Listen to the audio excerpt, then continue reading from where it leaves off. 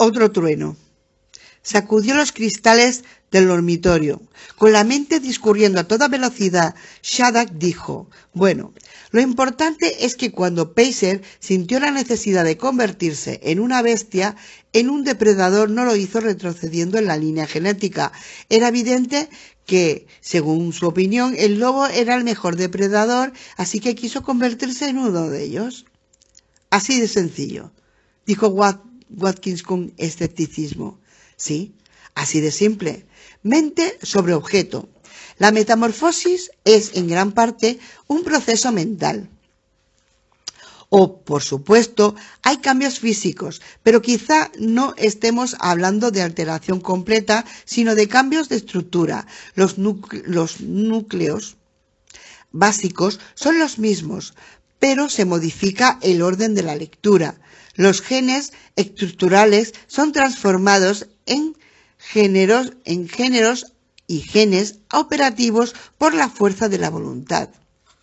A Shadrach se le quebró la voz cuando la excitación alcanzó el grado del terror y le dejó sin aliento. Había conseguido con el proyecto Munchausen más de lo que esperaba. El sorprendente resultado era el origen de su repentina alegría y del creciente pavor. Regocijo porque había logrado proporcionar a los hombres la capacidad de controlar su configuración física y quizás solo ejercitando la voluntad. Pavor, aun porque no estaba muy seguro de que la nueva gente pudiera aprender a controlar y a usar debidamente su poder, o que él hubiera podido conseguir controlándoles. El don que os he regalado, esto es, la filosofía asistida por ordenador y libre de emociones, desencadena el poder de la mente sobre el objeto, permite al consciente delimitar la forma. Watkins negó con la cabeza, desilusionado por las palabras de Shadrach. Tal vez Pacer quiso convertirse en lo que era, tal vez Sonic también, pero que me maten si yo lo quería. Cuando me asaltó el deseo de cambiar, luché como un drogadicto intentando superar el mono. Yo no lo había pedido, se apoderó de mí, de la misma forma que la atracción de la luna se apodera de un licántropo. No, replicó Shadrach, es el subconsciente. Querías la transformación, Loman, y sin duda lo deseabas parcialmente a nivel consciente. Has debido ansiarla, ya que has hablado con mucho convencimiento de lo subjetivo de la regresión. La has resistido utilizando la fuerza de la mente sobre el cuerpo, solo porque la metamorfosis te ha parecido más aterradora que atractiva. Si pierdes tu equilibrio psicológico caerá y te transformarás. Pero la causa no será una fuerza del exterior, sino de tu mente. Entonces, ¿por qué Pacer no ha podido volver? Como te he dicho, y como tú has insinuado, no ha querido hacerlo. Estaba atrapado, solo por su propia voluntad. Watkins observó el cadáver grotesco del regresivo. ¿Qué has hecho con nosotros, Shadrach? ¿No has entendido lo que he dicho? ¿Qué has hecho con nosotros? Es algo extraordinario. ¿No sentir emociones aparte del miedo? Esto es lo que libera vuestra mente y os proporciona la capacidad de controlar el aspecto físico, contestó Shadrach entusiasmado. Lo que no entiendo es por qué los regresivos escogen una condición infrahumana. Seguro que estáis dotados de poder para experimentar la evolución en lugar de la regresión, para elevaros de la simple humanidad a seres superiores, más perfectos, más puros. Incluso es posible que dispongáis de capacidad para convertiros en un ser de pura conciencia e intelecto sin forma física. ¿Por qué toda esta nueva gente ha escogido la bestialidad? Watkins levantó la cabeza y sus ojos mostraban una expresión de desánimo, como si hubieran absorbido la muerte ante la visión del cadáver. ¿Qué sentido tiene poseer el poder de un dios si no se pueden experimentar los placeres simples de un hombre? Pero sí puedes sentir lo que quieras, respondió Shadrach exasperado. No el amor. ¿Qué? Ni el amor, ni el odio, ni ninguna otra emoción aparte del miedo. No los necesitas. Sin ellos, eres libre. Eres una persona inteligente. dijo Watkins. Así que supongo que no lo entiendes porque psicológicamente eres retorcido y perturbado. ¿Con qué derecho intento decirte por qué todos escogieron la bestialidad? Para una criatura pensante de inteligencia superior no puede existir el placer sin el sentimiento. Si les niegas las emociones humanas, le niegas el placer. Así que opta por un estado en el que las emociones complejas y el placer no están relacionadas. La vida es una bestia no pensante. Tonterías. Tú eres... Watkins le interrumpió. Escúchame, por lo que más quieras. Hasta Moreau escuchaba a sus criaturas. Su rostro perdió la palidez y sus ojos recuperaron viveza. Pocos pasos le separaban de Shaddock y parecía mirarle desde arriba. Aunque era el más bajo de los dos, parecía resentido, muy resentido y amenazador. Hablemos del sexo, un placer humano básico. ¿Para qué sea satisfactorio, debe ir acompañado de amor o al menos de un poco de afecto? Para un hombre psíquicamente dañado, el sexo puede ser ameno si está relacionado con el odio o con el orgullo de la dominación. Hasta las emociones negativas pueden hacer el sexo gratificante para un hombre retorcido. Pero, llevado a cabo sin ninguna emoción, no tiene sentido. Es una estupidez. Solo un instinto animal, el movimiento rítmico de una máquina. Un relámpago iluminó el dormitorio y luego el trueno dio la impresión de sacudir la casa. El destello del rayo fue, durante un instante, más luminoso que la bombilla del dormitorio. Con aquella luz extraña, Shaddock pensó que veía algo peculiar en el rostro de Loman. Una distorsión con los rasgos, pero cuando el relámpago pasó, Watkins era el mismo de siempre. El policía continuaba su charla. No es solo el sexo. Ocurre lo mismo con otros placeres físicos. Comer, por ejemplo, sí. Todavía saboreo una tableta de chocolate cuando la como, pero el sabor únicamente me proporciona una pequeñísima parte del placer que sentía antes de la conversión. ¿No lo has observado? Shaddock no respondió y confiaba en que nada en su semblante revelara que él no se había sometido al cambio. Esperaba hasta que el proceso estuviera más perfeccionado, después de futuras generaciones de nueva gente, pero sospechaba que Watkins no reaccionaría bien si descubría que su hacedor carecía de la bendición que les había concedido. ¿Sabes por qué hay menos satisfacción? Antes del cambio, cuando comíamos chocolate, el sabor iba asociado a 1000 recuerdos. Al morderlo, nos venía a la cabeza la primera vez que lo probamos, y todas las que siguieron, sin darnos cuenta, lo asociábamos a unas vacaciones, a una celebración familiar, y el sabor nos hacía sentir bien. Ahora, sin embargo, cuando lo como, es solo un sabor. Agradable, pero ya no me hace sentir bien. Sé que así debería ser. Recuerdo que sentirme bien formaba parte del ritual. Ahora el sabor del chocolate ya no genera ecos de otros tiempos. Es una sensación vacía. Me ha sido arrebatado la exquisitez. He sido desposeído de la suculencia de todo, aparte del miedo, y ahora todo es gris, como si fuera un muerto en vida. La parte izquierda de la cabeza de Watkins empezó a crecer y la mandíbula se alargó. La oreja perdió el lóbulo y se afiló. Shaddock retrocedió desconcertado.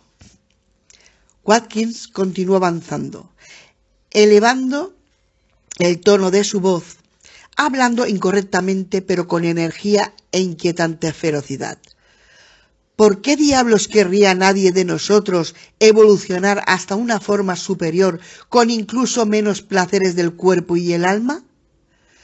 La satisfacción intelectual no es suficiente, Shaddock. La vida es más que eso. Una vida solo intelectual es insoportable. Conforme la frente de Watkins se iba retirando y se derretía como una bola de nieve al sol, empezaron a aumentar los huesos que rodeaban sus ojos. Shaddock estaba con la espalda pegada al armario. Sin dejar de avanzar, Watkins dijo: «¡Cielos! ¿Aún no te das cuenta? Incluso un hombre condenado a un lecho de hospital y paralizado desde el cuello tiene más en su vida que los intereses intelectuales de nadie que le ha quitado las sensaciones. Nadie le ha reducido al miedo ni el intelecto.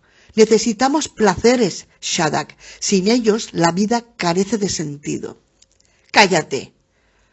Has hecho imposible para nosotros el goce de las emociones. Por eso tampoco podemos experimentar el goce de la carne, ya que somos criaturas con inteligencia y necesitamos el aspecto emocional para disfrutar del placer físico.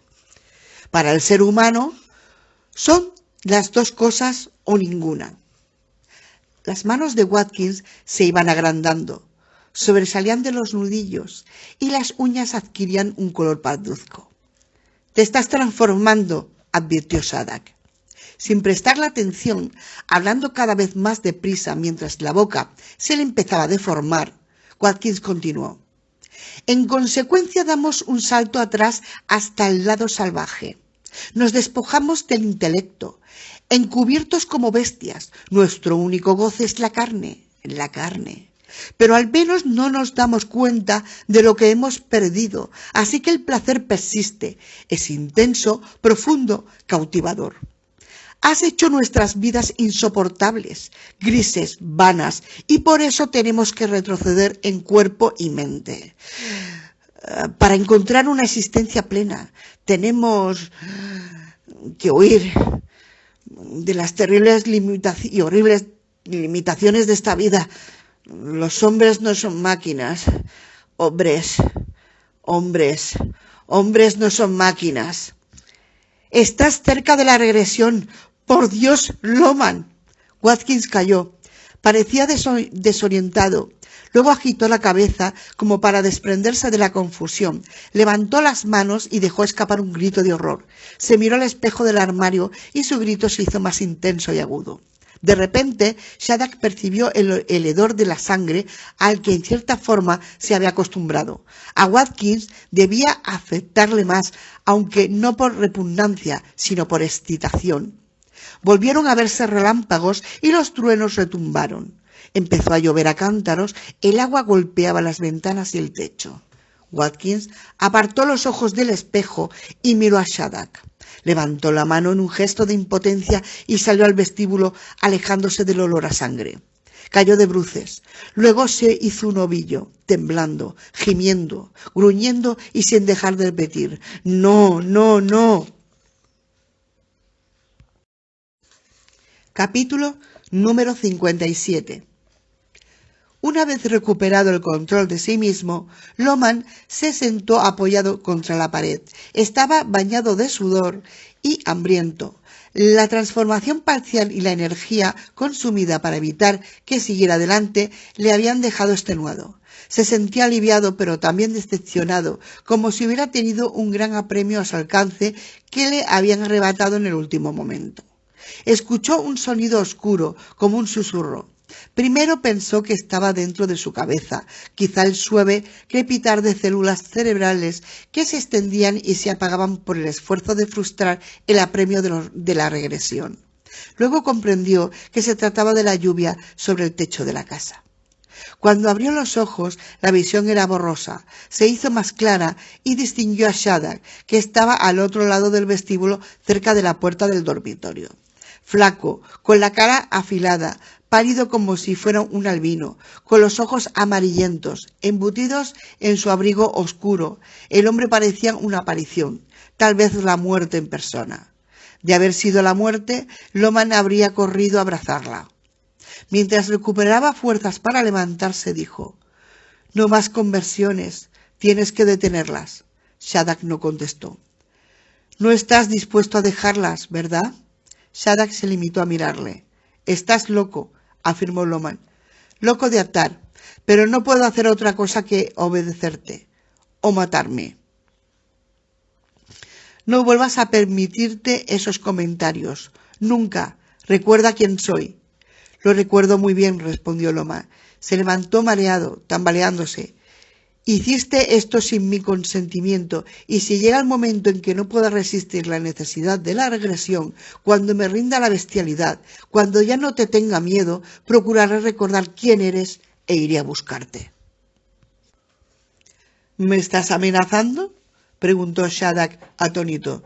No, amenaza no es la palabra. Eso espero, ya que si algo me ocurre, Sol está programada para transmitir una orden que será recibida por los racimos de microesferas de vuestro interior y al instante nos matarán a todos, terminó Loman. Sí, ya lo sé, me lo habías dicho.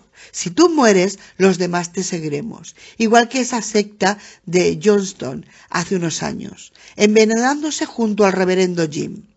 Tú eres nuestro reverendo Jim Jones de la era tecnológica, un Jim Jones con el corazón de silicio y semiconductores comprimidos entre las orejas. No, no te amenazo, reverendo Jim, ya que es una expresión demasiado dramática. Un hombre que hace una amenaza tiene que sentir algo poderoso, tiene que estar rojo de ira. Yo soy una nueva persona, solo conozco el miedo, por lo tanto no se trata de una amenaza, es una promesa. Shadrach cruzó el umbral del dormitorio y caminó hacia el vestíbulo. Una corriente de aire polar pareció entrar con él. Quizá fuera la imaginación de Loman, pero el ambiente parecía más frío con Shadrach allí. Se miraron el uno al otro durante unos instantes. «Continuarás haciendo lo que yo te diga», ordenó Shadrach. «No tengo opción», aceptó Loman. «Así es como me hiciste, sin opciones. Estoy en tus manos, sumo hacedor. Pero no es amor que me retiene aquí, sino miedo». «Mejor», replicó Shadrach. Le dio la espalda y salió de la casa para perderse en la noche lluviosa.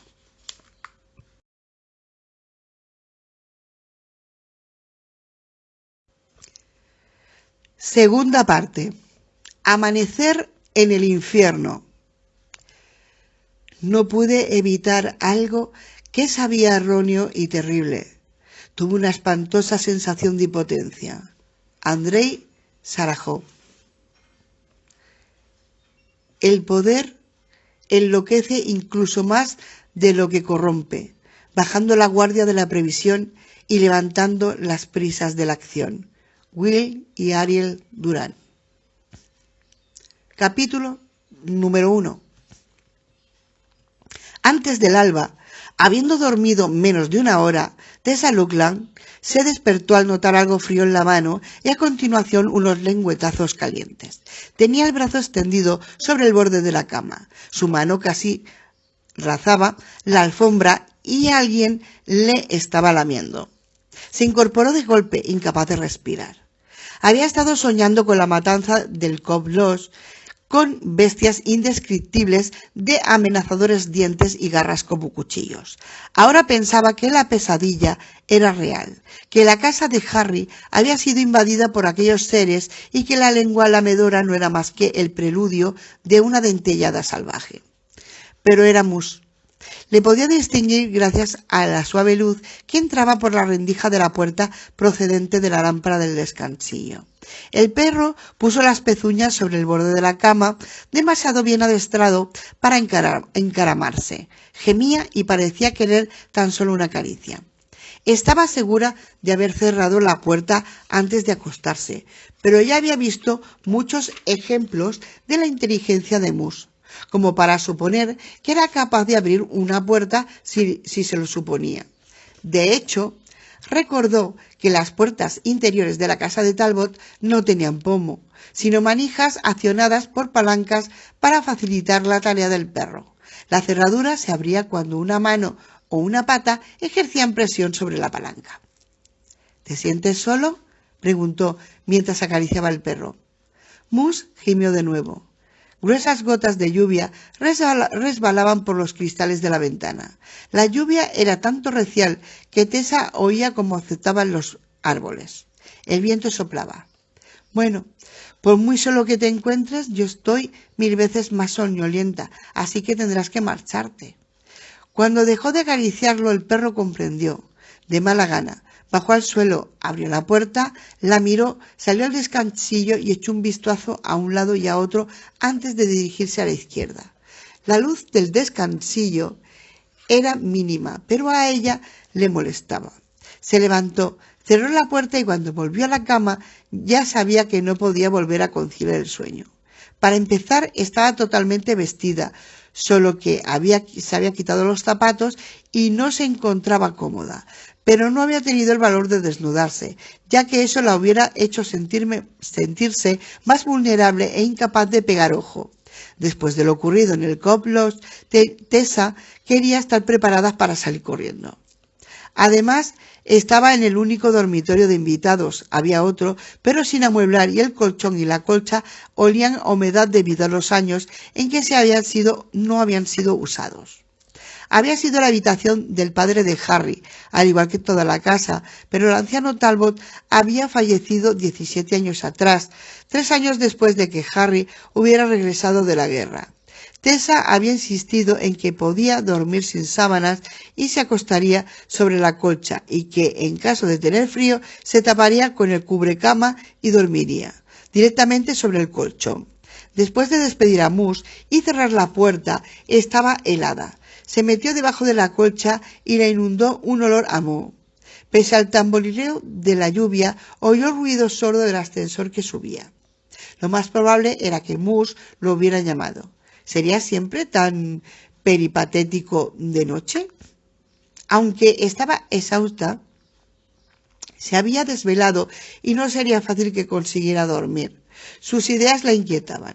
No pensaba en la masacre del Cobb Lodge, ni en las horripilantes historias de cadáveres lanzados como basura al incinerador, ni en la mujer Parkins destrozada por las especies desconocidas, ni en los monstruos que se acercaban de noche. Todas esas imágenes macabras contribuirían sin duda a determinar la línea de sus pensamientos, pero en realidad reflexionaba sobre su vida. La muerte de su hermana la había hecho más consciente de lo efímero de la vida. En medio del ajetreo diario, aquella verdad se olvidaba muy a menudo. Ahora no podía evitar pensar en ello y se preguntó si no estaría malgastando los años. Su trabajo le satisfacía. Era una mujer feliz. Sería feliz no serlo, dando el optimismo natural de los Lugland. Pero debía admitir con toda honestidad que no tenía lo que realmente quería. Si seguía por ese camino, nunca lo conseguiría. Lo que de verdad deseaba era una familia, un lugar al que pertenecer. Aquello le venía, por supuesto, de su infancia y adolescencia en San Diego, donde había idealizado a su hermana mayor y había sentido el cariño de sus padres. La inmensa felicidad y seguridad que había conocido durante su infancia era lo que le permitía batallar con la miseria, la desesperanza y el terror con que algunas veces se encontraba por motivos de trabajo. Las primeras 2 décadas de su vida habían estado tan llenas de alegría que equilibraban cualquier cosa que viniera después. El ascensor había llegado al primer piso y ahora, después de un zumbido, volvería a bajar. Le intrigaba que Moose, tan acostumbrado a utilizar el ascensor para que su amo lo usara para él de noche, cuando la escalera hubiera sido más rápida. Los perros también podían ser animales de costumbres. Cuando era niña, en su casa tenían perros. Primero un gran perdiquero dorado llamado Barney. Después un setter irlandés llamado Mikey Finn. Janice se había marchado de casa para casarse 16 años atrás. Cuando Tessa tenía 18 y después de las circunstancias de la vida, había desmembrado el acogedor hogar. El padre había muerto 3 años después y a la salida de la funeral Tessa había puesto en camino para hacer sus documentales. Aunque había seguido manteniendo el contacto con su madre y su hermana con bastante regularidad, los tiempos dorados habían pasado. Janice ya no estaba y Marion no viviría siempre, aunque dejara de saltar en paracaídas. Más que nada, Tessa quería recrear aquella vida hogareña con marido e hijos. Se había casado a los 23 años con un hombre que quería hijos más que quererla a ella, y cuando supieron que ella no podía ser madre, la había dejado. La adopción no era suficiente para él. Pasaron 14 meses desde el día de la boda al del divorcio. Para Tessa había supuesto un trauma. A continuación, se volcó en el trabajo con una pasión que nunca antes había demostrado. Era lo bastante inteligente como para saber que a través del arte intentaba abarcar todo el mundo como si fuera una gran familia, reduciendo historias complejas a 30, 60 o 90 minutos de filme. Trataba de concentrar el mundo reducido a su esencia, al tamaño de una familia. Pero, desvelada en la habitación de invitados de Talbot, Tessa sabía que nunca estaría totalmente satisfecha si no cambiaba su vida de forma radical y buscaba lo que deseaba.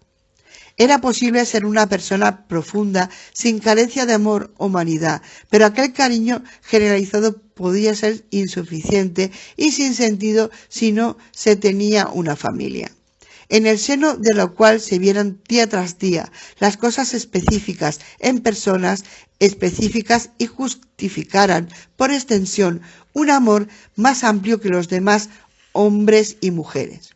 Era una fanática de la planificación en el trabajo, pero era incapaz de aplicarla a la vida íntima. Respirando el polvo y el olor a moho, sentía como si su potencial como persona hubiera estado tan desuso como aquel dormitorio, pero sin haber salido con nadie desde hacía años, haciéndose refugiado en el trabajo después de un fracaso amoroso. ¿Cómo podía una mujer de 34 años abrirse a aquella parte de la vida que había cerrado por propia voluntad? Nunca se había sentido tan estéril desde la primera vez en que supo que nunca tendría hijos.